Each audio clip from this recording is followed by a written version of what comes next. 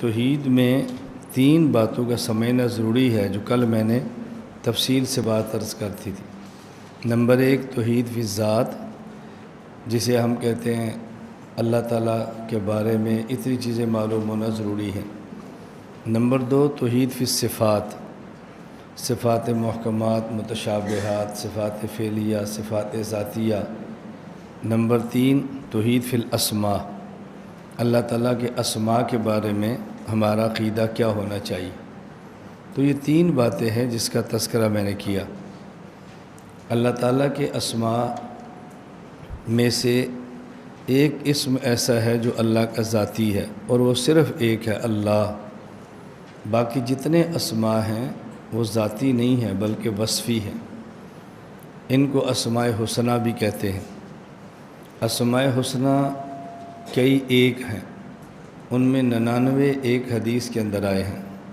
حضرت ابو ہریرہ رضی اللہ تعالیٰ عنہ فرماتے ہیں کہ رسول اکرم صلی اللہ علیہ وسلم نے فرمایا، اللہ تعالیٰ کے 99 نام ہیں، جو اس کو یاد کرے گا وہ جنت میں جائے گا، من احصاها دخل الجنہ۔ اس حدیث کا یہ معنی نہیں کہ 99 ہی نام ہے، اس سے زائد نہیں ہے۔ اس حدیث کا معنی ہے کہ ان 99 ناموں کے حفظ کرنے پر جنت میں دخول کی بشارت ہے۔ یہ اچھی طرح سمجھ لیں۔ اس حدیث میں جو 99 اسماء حسنہ کا ذکر ہے، اس کا معنی یہ نہیں کہ اسماء حسنہ ہیں 99، زائد نہیں ہے، زائد ہیں، لیکن جنت کی بشارت ان 99 ناموں پر ہے جو اس حدیث مبارک کے اندر مذکور ہیں۔ تیسری بات سمجھیں کہ اللہ تعالیٰ کے نام ایک تو وہ ہیں کہ جو منقول ہیں، قرآن کریم میں ہے، حدیث پاک میں ہے، اجماع امت سے ان کا استعمال ثابت ہے، اور بعض وہ کہ جو قرآن کریم اور احادیث میں نہیں ہیں۔ اور کیا ان کو اللہ کی ذات کے لیے بول سکتے ہیں کہ نہیں، اس میں اختلاف ہے متکلمین کا۔ بعض کی رائے تو یہ ہے کہ ان کا استعمال اللہ کے لیے جائز نہیں ہے، اور حضرت امام غزالی رحمہ اللہ وغیرہ کی رائے یہ ہے کہ بطور اسم اس کا استعمال جائز نہیں ہے اور بطور وصف اس کا استعمال جائز ہے۔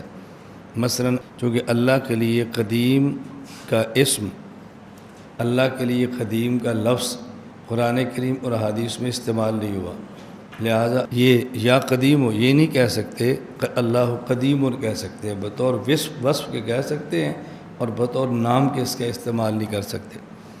عربی کے علاوہ باقی زبانوں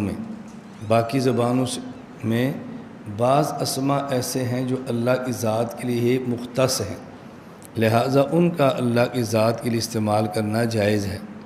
جیسے لفظ خدا بغیر کسی نسبت کے یہ اللہ ہی کے ساتھ خاص ہے، نسبت کے ساتھ خدا بھی اللہ کے ساتھ خاص نہیں ہے، رب بھی اللہ کے ساتھ خاص نہیں ہے۔ کبھی الحمدللہ رب العالمین، دیکھیں یہاں اللہ کو رب العالمین کہا ہے۔ اور حضرت یوسف جب جیل میں ہیں، ایک آدمی خواب کی تعبیر پوچھتا ہے، تعبیر دیتے ہیں، وہ رہا ہو کر جاتا ہے، تو آپ اس کو کہتے ہیں کہ میرا ذکر بھی اپنے رب کے پاس کرنا۔ اب یہاں رب بادشاہ کو کہا جا رہا ہے، تو ایک ہے رب بغیر اضافت کے، وہ اللہ کے ساتھ خاص ہے، لیکن رب اضافت کے ساتھ اللہ کے غیر کے لیے بھی استعمال ہوا ہے، اللہ کے غیر کے لیے بھی استعمال ہوتا ہے۔ خدا اجمی لفظ بغیر اضافت کے اللہ کے ساتھ خاص ہے، خدا نے فرمایا، اور بسا اوقات اس لفظ خدا کی نسبت ہوتی ہے، تو جب اضافت آ جائے تو پھر اللہ کے ساتھ خاص نہیں ہوتا۔ رب المال جیسے ہم عربی میں کہتے ہیں، اس طرح لفظ خدا استعمال اجمی کے اندر بھی ہوتا ہے اور وہ اللہ کے ساتھ خاص نہیں ہوتا۔ ہاں البتہ کفار اگر کوئی لفظ اللہ کے لیے استعمال کرتے ہوں تو یہ دیکھنا چاہیے کہ اس کا استعمال اللہ ہی کے لیے ہے یا ان کے کسی اور معنی میں بھی استعمال ہوتا ہے۔ اگر وہ بھی کسی لفظ کو اللہ ہی کے لیے استعمال کریں تو اس کا استعمال اللہ کے لیے جائز ہے، اور جب تک معلوم نہ ہو کہ یہ لفظ کس کے لیے استعمال ہوتا ہے تب تک اس کو استعمال نہیں کرنا چاہیے۔ جیسے انگریزی میں گاڈ کہتے ہیں بڑی جی کے ساتھ، اور یہ اللہ ہی کے لیے استعمال ہوتا ہے، لہذا انگلش میں خدا تعالیٰ کی ذات کو گاڈ کہنا یہ شرعاً ناجائز نہیں۔ خیر، میں کہہ رہا تھا کہ توحید کے بارے میں تقسیم کی ہے ابن بطہ نے توحید کی الگ قسمیں بیان کی ہیں، ابن تیمیہ نے 3 الگ تقسیم کی ہے، شاہ ولی اللہ رحمہ اللہ نے 4 قسمیں الگ بیان کی ہیں، اور میں نے آپ کے سامنے 3 قسمیں رکھی ہیں: توحید فی ذات، توحید فی الصفات اور توحید فی الاسماء۔ یہ ایسی کوئی چیز نہیں ہے کہ جو قابل اشکال ہو، جو بندہ اپنے ماحول میں جس چیز کو مناسب سمجھتا ہے اس کی تعبیر اختیار کر لیتا ہے۔ اللہ ہمیں یہ بات سمجھنے کی توفیق عطا فرمائے۔